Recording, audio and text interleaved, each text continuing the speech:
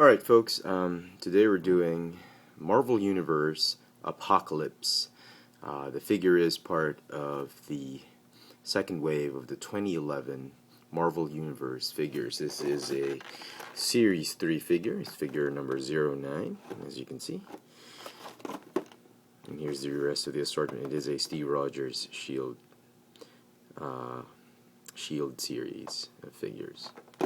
I have him in packaging because in my last vlog I promised you guys we'd do a opening up type of review, much like how filmmaker Mike does his reviews. He makes amazing Star Wars reviews, and today I'm going to try and do that. Mike, if you're watching, I do apologize for shamelessly copying and plagiarizing your style of review, but we'll try and do that. And since many of you have also asked me how I try and open my packaging, toy packaging, without re-ruining the box, so we'll see what happens. Okay.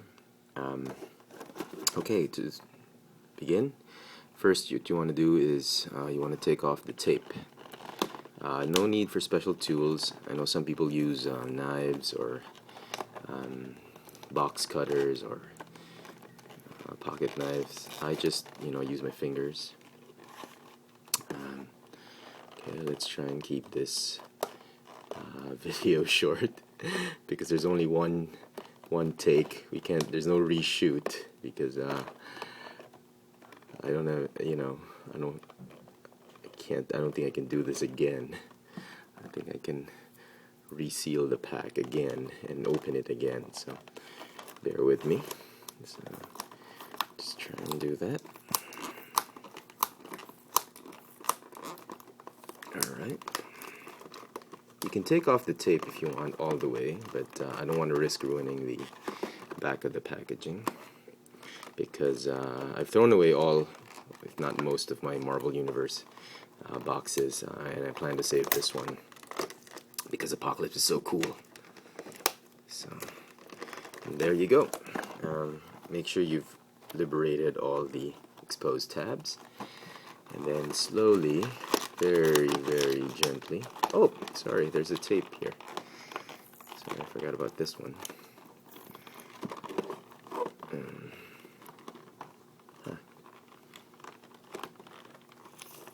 Sorry about that. Okay.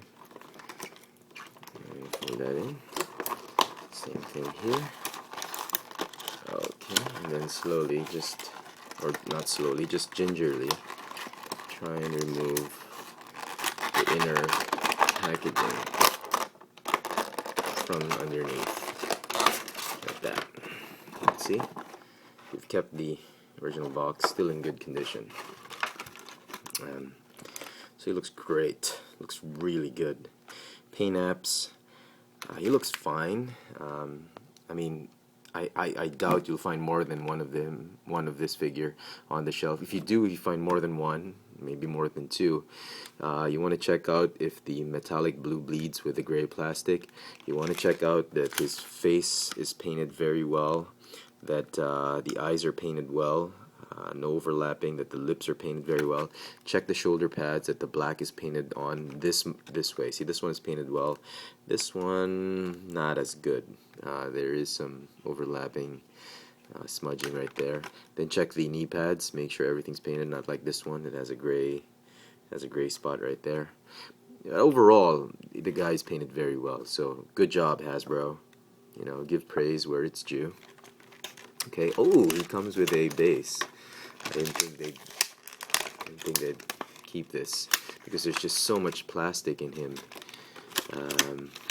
Yeah. And then there's a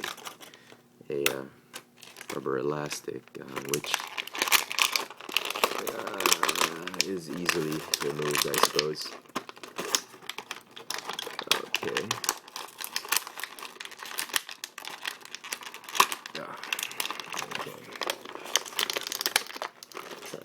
Trying not to ruin the... Oop! Popped his foot out. That's okay. Okay, so get rid of the elastic. The foot will pop right back on. Oh, and it's very loose. Very disappointed. He's a little bit loose. And, well, my guess is that's got to do with mold degradation. Because if you have the Juggernaut, let me just clear this one, you will notice that both of them share the same hips, thighs, and I think the same torso. They just added a belt on him. Yeah, I think it's got to do with mold degradation. Yep, very loose. So, articulation. Well, before we do articulation, let me see if I can show you guys how to put this thing back.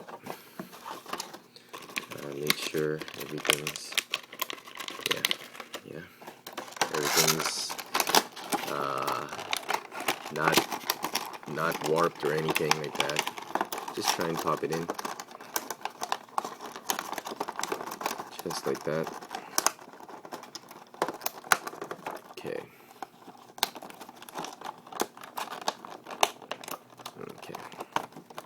There you go. That's how I do it. Simple as that. So we'll keep it there. So size-wise, he is much bigger than Juggernaut, though they share this almost the same body. Even the biceps and the shoulders, I think, is also from Juggernaut. Yep, it is. It's just a new head sculpt, new forearms, new fists, new knees, new feet, and new lower legs. That's pretty cool. So yeah, although in real life I think Juggernaut would be bigger, but it doesn't really matter because he can shapeshift. He can be big if he wants to. Here is the Marvel Universe Hulk. Roughly the same size. I don't have the, well, I do. I actually have the Toy Biz Build-A-Figure Apocalypse, but he's just way too big and he's so deep into my other shelf that it's just impossible to take him out right now. Obviously he's bigger, and it's really no use comparing him to him because I don't think a lot of people have that Apocalypse figure. So anyway, we'll just compare him with the current ones that I think a lot of people already have, which is Juggernaut and Hulk. So get rid of that. Get rid of the packaging.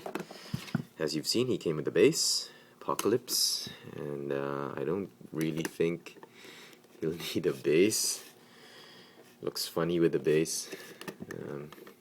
Yeah, he'll stand nicely even without a base. Articulation, he's got a ball jointed neck, ball jointed upper torso, ball hinge shoulders, and even the shoulders are loose. Bicep swivel is loose, hinge elbow is loose, swivel wrist is loose, which is a shame. I'm not entirely sure why that is. He's got a ball hinge hip thigh swivel, which is very loose, double hinge knee, and a ball hinge ankle. That's really much like the Star Wars ball hinge ankle. Oh no! Oh yes, it is. It's got a rotating ankle, rotating joint up here, and then another swiveling joint at the bottom, as I've shown you when I took off the here. Oh no, he even has a swivel joint. So he's got a rotating joint here. He's got a swivel joint and another joint for the foot. So that's very, very articulate. So very cool. This one's a little bit stuck. Don't know how to snap it off.